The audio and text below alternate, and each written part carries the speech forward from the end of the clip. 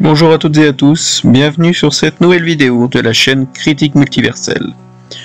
Aujourd'hui un nouveau long métrage de rattrapage avec The Backriders, inspiré du livre de photos de Danny Lyon, sorti en 1967, et réalisé par Jeff Nichols, homme derrière Mud ou encore Take Shelter, qui revient 8 ans après Loving pour nous proposer un film de bikers qui a connu un développement difficile, ayant été abandonné par la 20th Century Studios, qui s'est débarrassé du film et a été récupéré par Universal, malgré son gros casting, composé, ce qui est étonnant pour un si petit film, de Tom Hardy, Austin Butler, Jodie Comer, Michael Shannon, Norman Reedus, ou encore Boyd Holbrook. L'histoire suit l'ascension d'un club de motards dans les années 60, alors que se confrontent les anciens et les nouveaux. Et Backriders, c'est un bon film. En effet, pour ceux qui sont fans de la série Sons of Anarchy, vous pourrez y trouver votre compte. Mais malheureusement, le film n'a pas fait grand bruit en salle et a été un four. Si vous voulez trouver un film d'action, passez votre chemin. Ici, on suit une sorte de slice of life, un véritable rise and fall où l'on découvre le quotidien de ces motards, leurs règles, leurs traditions et leur évolution, ainsi que leur extension jusqu'à l'arrivée de nouveaux membres qui bouleverseront tout.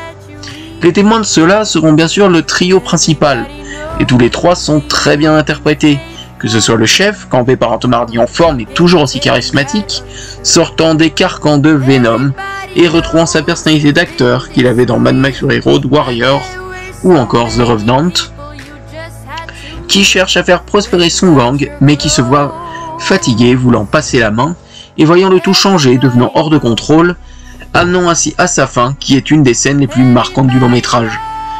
Et sa relation avec Austin Butler est assez touchante. D'ailleurs, passons à ce dernier. En effet, Butler est une véritable étoile montante, passant de Elvis à Dune 2, puis ainsi à ce film, en passant par le petit écran avec Master of the Air, et il est ultra charismatique.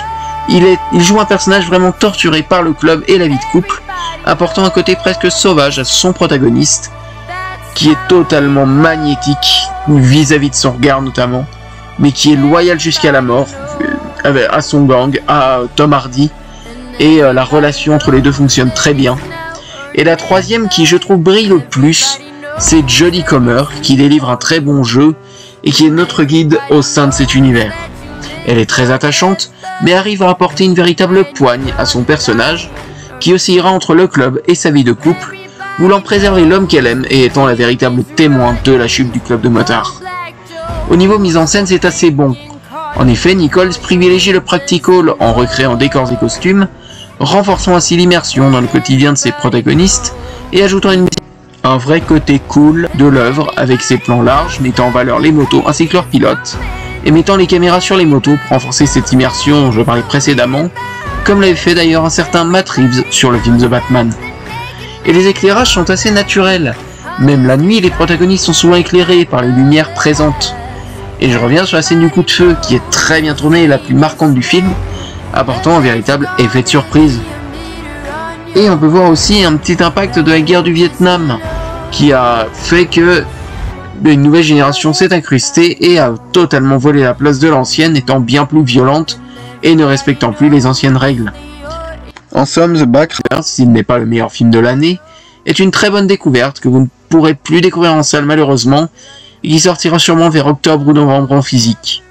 Car en effet, comme l'a été Furiosa, à mon grand regret, ce film a été un four, car les plus petits films ou les films plus impopulaires, plus discrets, n'ont plus le droit d'exister en salle et sont écrasés par les gros blockbusters. Mais aujourd'hui, quels films peuvent marcher en salle ? Car en effet, les films Marvel sortis ces dernières années nous l'ont bien montré.